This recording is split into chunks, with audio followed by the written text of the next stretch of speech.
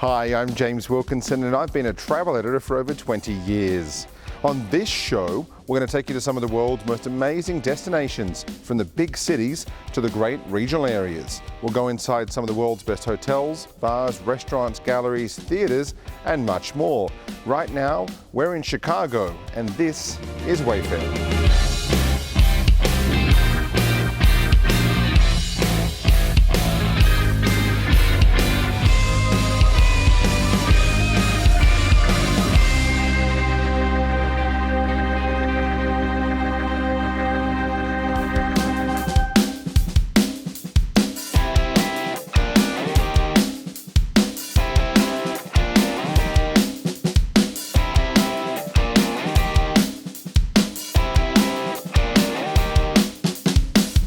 The Lyric Opera House in Chicago is one of the world's legendary entertainment venues, and right now we're giving you an exclusive behind-the-scenes tour. Well, Drew, we're here at the Lyric Opera House in Chicago, and tell us the history of this beautiful space. Absolutely. So this opera house was built in 1929, and it was all financed by a gentleman named Samuel Insull, who kind of was a public utility magnate.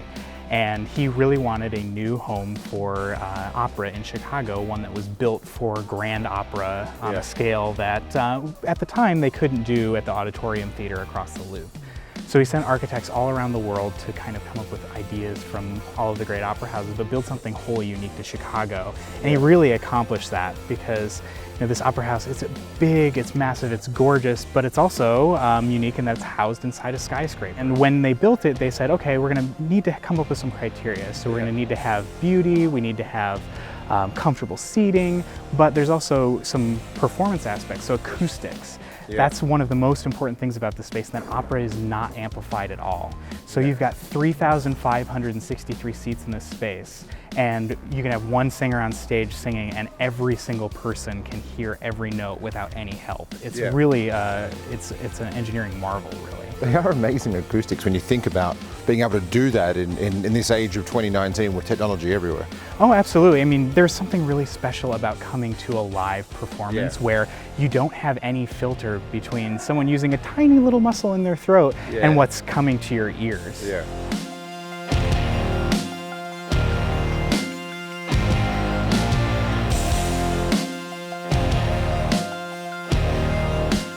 One of the biggest undertakings any opera company can do is the Ring Cycle by Richard Wagner. And so that's what we're actually getting ready for right now. We are presenting Lyric's third ever Ring Cycle in this April of 2020. And if you look at sort of over the history of this place, it's almost 100 years old. And what would you say some of the great shows have been over the 100 years? I mean, we've done all of the greatest hits, La Boheme, Carmen, and then we've also done things that are kind of less rare, a little bit more rarely performed. So we've done Berlioz's Les Troyens, we've premiered Bel Canto based on the Anne Patchett novel. But in addition to operas, we've had some of the greatest opera singers perform here. Anyone in opera has probably performed here at Lyric at some point. Some amazing concerts have been in here as well. Oh yeah, so Lyric owning this space, whenever it's dark, we try to utilize it and bring people in. So we've had concerts over the year from Wilco, Alabama Shakes performed here a few years ago. I mean, if you go back into our history, you can go back and Jimi Hendrix actually came through this space as well. I think we should go and have a look at a few of the different floors up here, shouldn't we? Absolutely. I mean, the best view of the house is from up on the 6th floor, so why don't we head up there and we can get a view from the last row. Awesome, let's do it.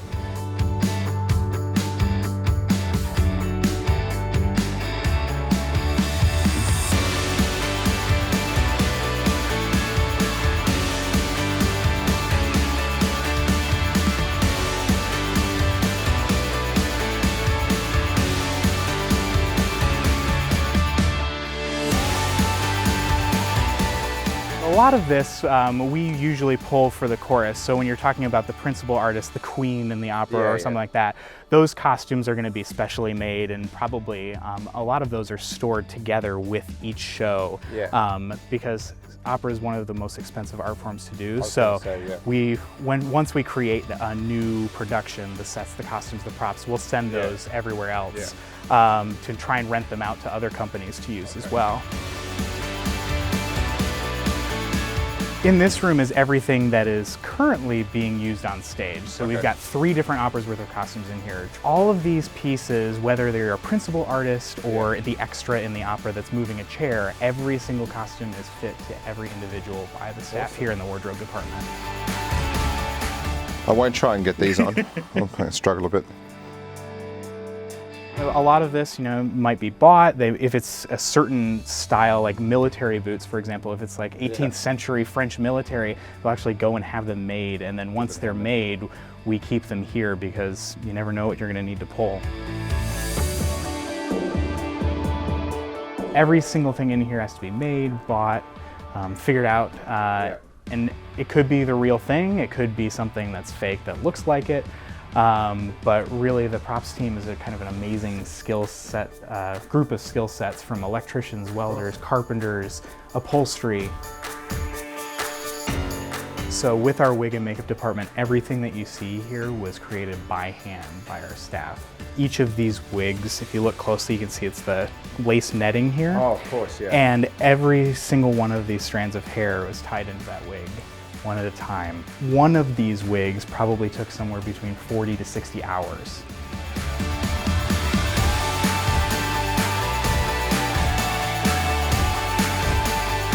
We've got 2 other operas worth of sets. So if you were here at 8 o'clock this morning, all of this would have been on stage. Oh, wow, okay. And then they come in, they have to switch out that scenery day in and day out because we are usually running 2 shows in rep at any given time. Because unlike a musical where they can do 8 shows a week, we have to give the performers a break because they're not using any microphones. So instead of having the theater sit dark on that break time, we'll bring in a different cast and do 2 operas alternating over the course of a week. This was the stage door originally to the building. So the story is the performers would all get ready to leave at the end of the night. They'd open the store and you'd see a sea of feathers from all the women's headdresses waiting to meet all of the performers. So this is Peacock Alley and you got Ostrich Alley on the other side. Oh, very good. We've taken you behind the scenes. Now let's check out a performance of La Traviata.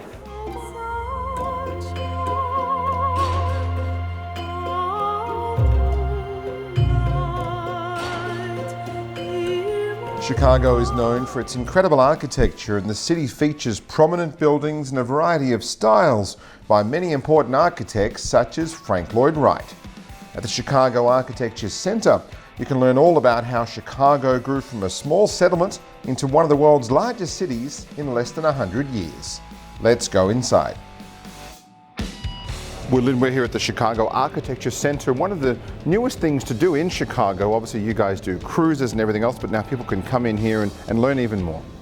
Yeah, it's a fabulous place. We just opened in August of 2018, and it's a place where you can talk about why Chicago's the city of architecture and discover our wonderful skyscrapers. Yeah, and for you guys, obviously you were the foundation before, and it must be exciting to be able to showcase even more of the architecture in this building. It's really fabulous, and so we've got 20,000 square feet of space, and we have this incredible skyscraper gallery.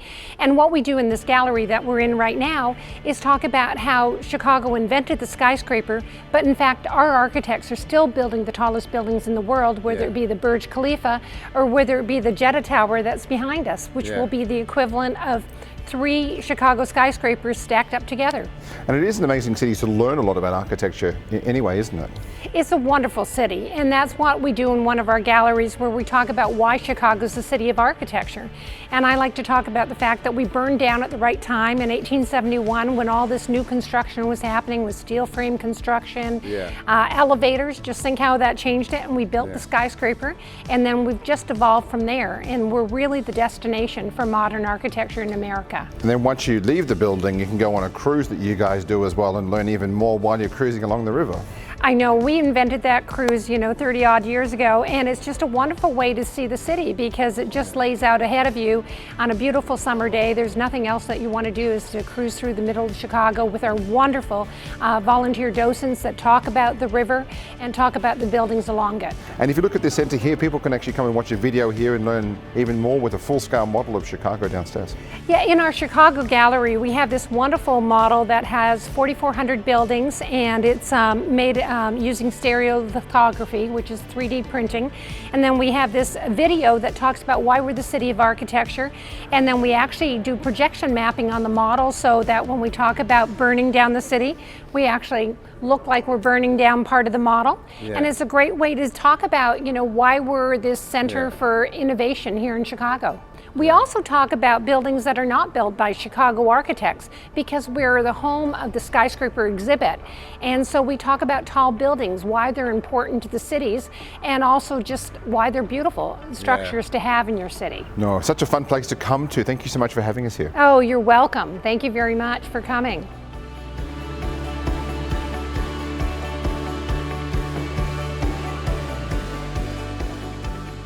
When it comes to comedy, theatre, improv and stand-up, it doesn't get any better than the original Second City in Chicago. The Second City in Chicago is well known as the world's best improv comedy club.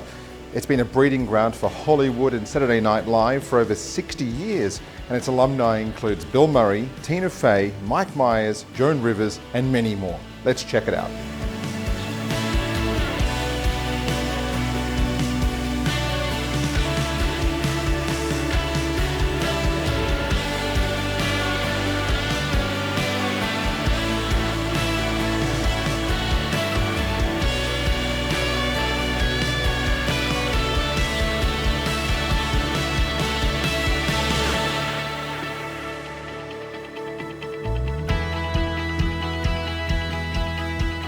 Before you head into Second City to see the show, stop by 1959 Restaurant and Bar for a meal and a glass of wine. At 1959, you'll find a range of dishes from pizzas to chicken, seafood and steaks, alongside top-notch American wines and what Chicago is very well known for, craft beer. Coming up on the next episode of Wayfarer. Basically just reinventing a lost art form in Chicago. Chef Josh makes everything here in-house. Starting right here at the Museum of Contemporary Art.